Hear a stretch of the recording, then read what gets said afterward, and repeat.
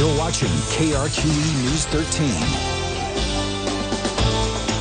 Today is National Craft Distillery Day, celebrating small batch distilleries for those who appreciate a cocktail. Today recognizes the growing movement of craft spirits as new distilleries continue to introduce craft liquors across the country, including right here in New Mexico. We're joined this morning by our good friend, historian Raffi, to tell us a little bit more. Raffi, good morning. Good morning. Welcome back. Thanks again so much for being here this morning. On a Monday morning with aqua vitae, as it was no whiskey. It means water of life. So good jolt to start the week. Yeah, definitely. So tell us, when did distilling begin? Distilling started in ancient Egypt. They were making perfumes, not alcohol. Okay. And then you have ancient Greece that does distilling as well. So we're talking thousands of years ago. But when ancient Greece did it, they did distilling to actually separate the salt from the ocean water to get some clean water. Yeah, they were doing that even more than 2,000 years ago. And then it's not till about 1,000 years ago that you have distilling for alcohol, which starts in Italy. They're doing it with grapes and wine versions. There's actually some different liquors that they're making. And finally, with whiskey, you have that starting about 500 years ago in Scotland, although some people say Ireland, but in that part of the world, about 500 years ago. So distilling has a long history for different, products, including, of course, eventually alcohol. Whiskey has become very popular in the USA. Why? Because there's a few reasons. It's kind of very unique to the United States in terms of the many styles of whiskey that exist in the U.S. There have been many that have been created here.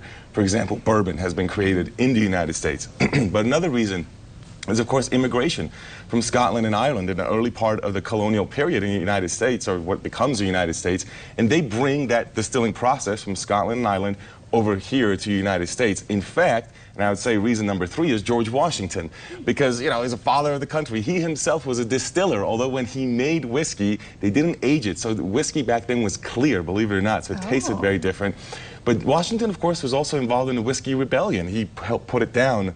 Many of you may have heard the Whiskey Rebellion, which is in the 1790s in Pennsylvania, when Alexander Hamilton, speaking of Hamilton, of course, a musical right here in town right now, decided or proposed to consolidate the debt of the states from the Revolutionary War to the federal government. So one of the things they did was impose a whiskey tax, and the whiskey producers in Pennsylvania were not happy. They thought it favored larger producers. There were smaller producers and a few other reasons, and so it led to many crazy things like burning down someone's house. It led to stripping a tax collector naked and tarring and feathering him. So George Washington got involved and led federal troops to Pennsylvania to suppress it, and it was the first federal test, the first test of federal authority.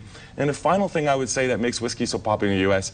is in the 19th century, so a couple generations later, during the voting, when you would go voting, people would give you shots of whiskey to kind of earn your vote. Talk so whiskey about was incentive. a part of the American process. Yep. All right. So we've also seen big growth here in New Mexico when it comes to distilling. We've been popular for a while with the beer, but distilling is really taking off. How come?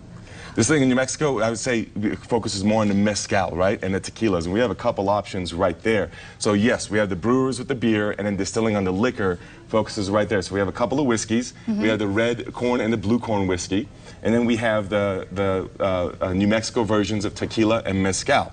Now, mezcal technically means baked agave or cooked agave. It's in the indigenous Mexican language, or one of the indigenous Mexican languages. And there's records of that going back 1,000 years or more, or at least oral traditions that go back 1,000 years or more. It's not until the Spanish arrived that there's written records of actually distilling the agave, because at first they would do fermentation process only, then the distillation process comes up.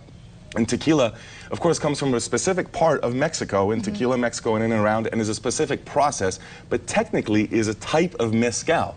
So that's why the New Mexico tequila that you see is not called tequila, because it's not from Mexico, but it's the same process. Now, mezcal has that smoky flavor because it's made over fire coals, which is the historic way. Tequila is more recent comparatively, and so it has that clearer taste because it's steamed rather than, baked with the hot coals like mezcal is. So, but remember that tequila is simply a type of mezcal. So both these processes go back a time. They're both from agave, and they're both, of course, relatives as a result.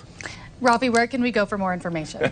I would check out any of the local distilleries. So you have a couple right here that you would check out. You can go to some liquor stores in town that have local, whiskey and local mezcal and other things. And of course, you can go around and check out the distillers organizations and such here locally in New Mexico. Perfect. Thanks again, Raffi, so much for being with us again this morning.